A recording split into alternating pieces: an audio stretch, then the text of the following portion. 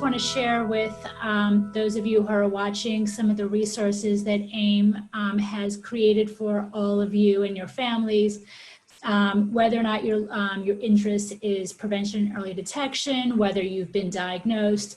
So I'm going to share my screen. Here we go. So I first just want to tell you just real briefly about AIM at Melanoma. So AIM at Melanoma was started in February of 2004 in memory of my sister Charlie, who died of melanoma. My family started the foundation in her memory, and we are now an international organization based here in the US, but we have several advocacy groups outside.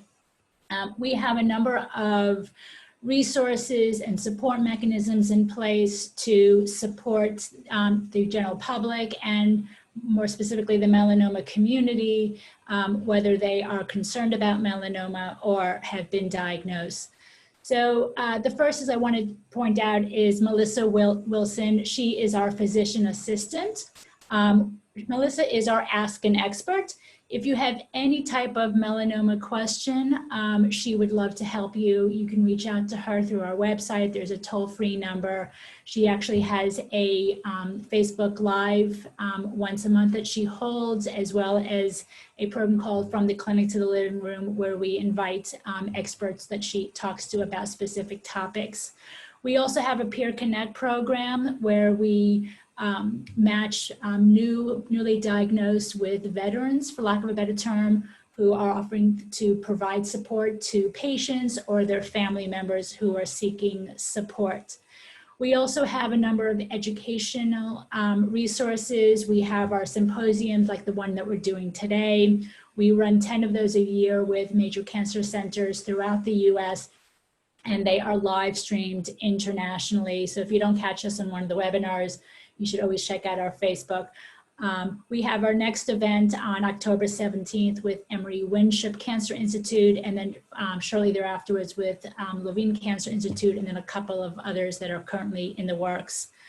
We also have things such as extensive discussions about drugs that have been approved in the melanoma world. We're here discussing prevention and early detection. We have a whole bunch of resources. We actually just launched our new website this past weekend.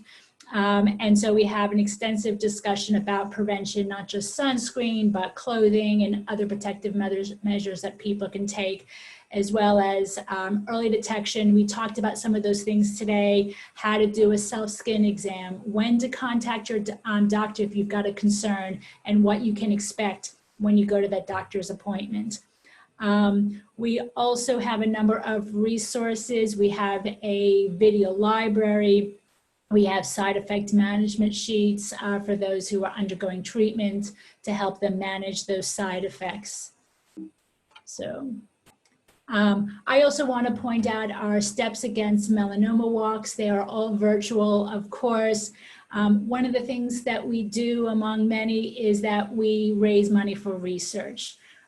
AIM has a multi-site, actually the only multi-site, fresh, frozen, primary, fully annotated tissue bank, meaning when those melanomas, the primaries are removed, they are stored in a certain way. We, of course, with patient consent, collecting information, and we own this, all of the data. We own the fresh frozen primary tissue. We are collecting 500 over the next 2 years, and then we are going to be opening it up to researchers who want to apply for it. So we have our virtual walk for Dallas on October 10th, but if you don't live in Dallas or the surrounding area and you're just looking for maybe one in your area, please check out our website.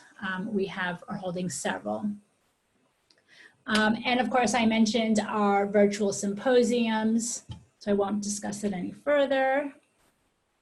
And if you're interested in being kept in the loop about things that are coming up in melanoma, maybe new approvals, breaking news, we have something called In Plain English, where we are putting layman's terms, some of the medical stuff that's going on.